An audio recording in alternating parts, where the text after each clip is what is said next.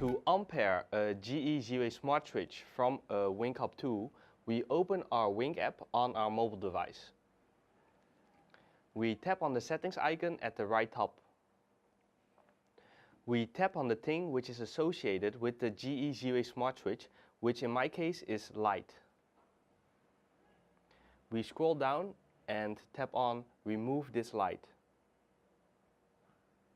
We tap on Remove. We tap on Next.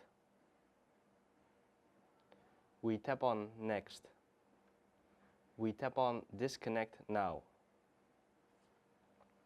We press on the GE0A action button found at the front of the GE0A smart switch.